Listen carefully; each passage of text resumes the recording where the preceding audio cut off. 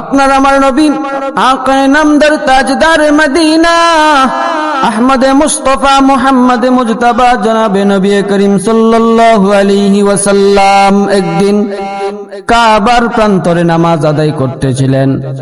নামাজের সময় নবীজি সিজদায় চলে গেলেন। এইদিকে আবু জাহেল দেখে ফেললেন নবীজি নামাজ আদায় করতেছেন।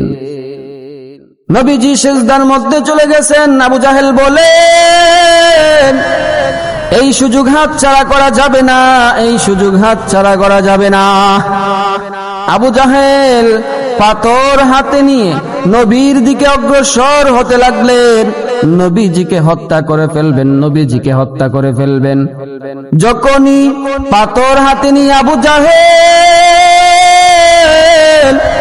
নবীর দিকে অগ্রসর হতে লাগলেন, নবীর কাছে যখন গেলেন তখন আবু জাহেল কাঁপতেছিল, থর থর করে আবু জাহেল কাঁপতেছিল।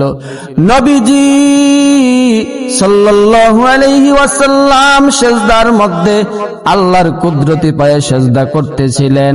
এমত অবস্থায় আবু জাহেল যখন নবীজিকে হত্যা করার জন্য অগ্রসর হলেন, আবু জাহেল কাঁপতেছে, আবু জাহেলের চেহারা লাল বর্ণ হয়ে গেল।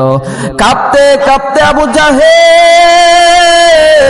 নিজ গোত্রের কাছে গেলেন। নিজ গোত্রের কাছে গিয়ে কাঁপতে লাগলেন এবং বলতে লাগলেন, আমি যখন নবীজিকে হত্যা করার জন্য পাথর হাতে নিয়ে নবীজির কাছে গেলাম, তখন আমি তাকিয়ে দেখলাম এমন একটা উট আমার দিকে হা করে আসছে আমাকে খাওয়ার জন্য। যেই ধরনের উট আমি জীবনেই দেখি নাই, যেই ধরনের ভয়ঙ্কর উট আমি আজও পর্যন্ত দেখি নাই।